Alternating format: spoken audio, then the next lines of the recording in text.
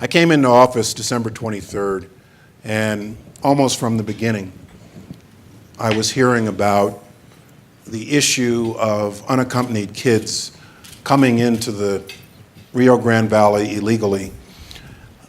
I went down to Brownsville, to our detention center near Brownsville in January. One of the things that struck me then was that day we had 995 detainees, only 18% of whom were from Mexico. And this is a mile from the Mexican border. The other 82% were from 30 different countries, all across the globe, different continents.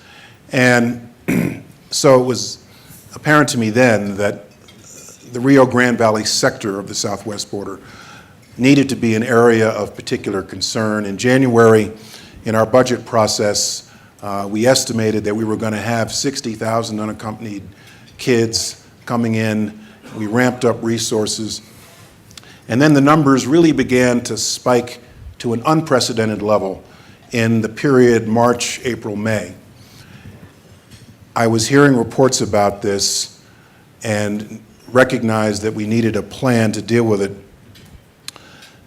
Thursday before Mother's Day, so that was probably May 8th, I got a report from the Customs and Border Protection that the numbers were really spiking up and we needed to address it, and they were recommending certain things to me that I needed to do as the Secretary of DHS on a DHS-wide basis to address this spike in migration by the kids.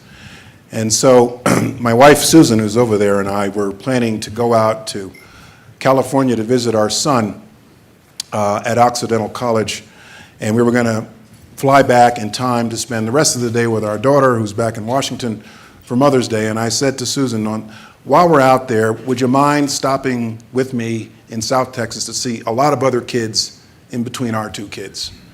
And we went there to the processing center at McAllen Station.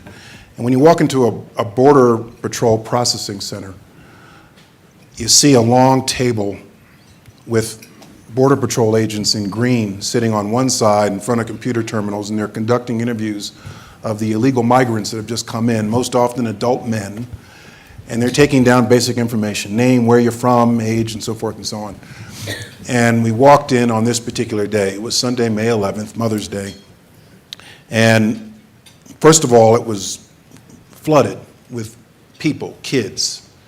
And what was most striking is on this long processing table, you've got the Border Patrol agents in their green uniforms. And on the other side, sitting on benches, are 7, 8-year-old children, 10-year-old children being interviewed and processed. And my first encounter, I've been there probably, I've lost count. I've been there 5 times, I think. And every time I go there, I spend time talking to the children about why they made this journey. And my first encounter was the most memorable. I saw this little girl with this beautiful long black hair. She was about 10 or 12 years old, sitting there being interviewed by a Border Patrol agent. And I asked her, "Where's your mother?" And through the translator, she said, "My mother is dead. I'm looking for my father in the United States. That's why I came here."